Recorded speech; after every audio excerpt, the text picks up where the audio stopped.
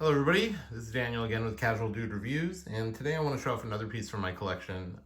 This is a beautiful piece that has obviously been a classic throughout the years, which is a Datejust. I did walk in and pick this one up. I got a little bit lucky. I actually walked in a couple of weeks before and found a 36 millimeter with a Wimbledon dial. 36 millimeter was just a little bit too short for my 7.75 inch wrist, so I passed on it, and then I walked in again later and saw this one, and even though the dial was not something that was on my radar, I kind of fell in love with it. It is a little bit redundant to my Santos de Cartier, but I still like these pieces. The Datejust is again a watch that you can dress up and down really nicely. A lot of people don't like to use the Jubilee and fluted bezel to dress down, but you know what? I see it all the time, and it's a great look. I mean, it's the more you look at it, the more subtle it gets, and so plus the way it catches the light is just such a beautiful watch in general. But what we're going to do is open up this box. We're going to do an unboxing here of a 41 millimeter Datejust. This is a newer reference from 2023. On Jubilee bracelet with a fluted dial. This is also a white dial with the Roman numeral markers in white gold. So let's go ahead and crack this box open and see what it looks like.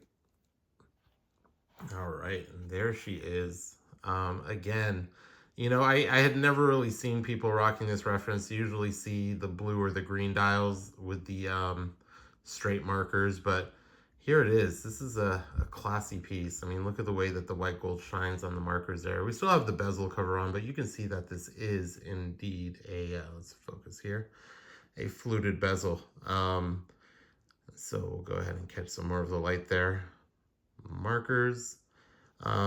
Of course, with watches, you always get the, the 4 single-digit markers for the number 4, which is not too common. It is common in the watch world, but I'm not sure if this is a symmetry thing. But usually you'll do an IV for a number 4 marker, but on Rolex and a lot of other watches, they just use 4 of the single-digit markers there. But either way, this is such a beautiful piece. The way that the white gold blends into the white dial. And of course, we do have that Jubilee bracelet going all the way around. The Datejusts do not have a safety clasp, so it is a single open clasp here. And we will pop this open and throw it on the wrist just so you can see what it looks like on a 7.75-inch wrist. I am going to leave the bezel cover on for now because I don't know when I'm going to officially wear this out of the house, but this has been sized, so we did have a link removed, but there it is. Look at that piece. It is absolutely beautiful.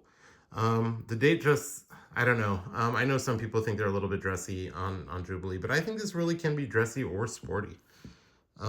So there it is. I hope you like it. We'll do a quick watch roll there. Another thing that's nice is, anytime you do have a polished surface, scratches show up really easily. So though the body of the watch, the case of the watch is polished, you will not see a lot of scratches on the Jubilee because the pieces are so small. There's a lot of things going on here. The middle is polished, but the outside is brushed. So this thing will typically hide scratches pretty well. The clasp, you'll probably start to notice it, especially if you're a desk diver. You have a desk job, you rest your wrists on your desk, you're typing a lot. You probably will notice a lot of scratches there, as opposed to something like a Submariner, which is polished, or which is brushed all the way around, excuse me. And then the same with the fluted bezel. Now, if you watched my videos, you do notice that I did do a review of a non-fluted bezel. We had the smooth bezel on a two-tone Datejust earlier. But this will also hide scratches pretty well. So you are looking at getting scratches on the case and the clasp, but that's where you'll see them. Any other scratches around here you won't see too often. And then, of course, I know people like to try to prevent their watches from being scratched, but you know what? At the end of the day, when you get this thing serviced, it's going to come looking brand new right back to you. So there it is, 41 millimeter Datejust with a white dial and Roman markers. One thing I found interesting, and I don't know if it's because they produced a lot of these recently, but if you go to the Rolex website to configure a Datejust, you will see this model actually. It does show up. I don't know if it's a white gold or a stainless model, but yeah, it is front and center on the DJ configuration page. So take a look at it. It's nice. I don't know what the demand is for this. I got it on a walk-in. Now, I do have to say my AD does set aside some watches for walk-in. It doesn't mean they're not popular. They just kind of like to do a surprise and delight type thing where when people walk in, there is a chance of them getting a Rolex. And so obviously you won't see that with a Daytona or a Submariner, but a lot of Datejust, especially sometimes an Explorer, will just be sitting in the case when you walk in if you're walking at the right time. Either way, we're going to go ahead and take this off, put it back in the box, and as always, I thank you for watching. I do have a lot more watches that are coming. For those that subscribe to me for like Louis Vuitton and Gucci, I still have a lot of that stuff coming up as well. It takes a little bit more time to set those up, do some research on those, but yeah, here it is, Datejust 41mm white dial with Roman markers. I hope you like it as much as I do. All right, take care, everybody.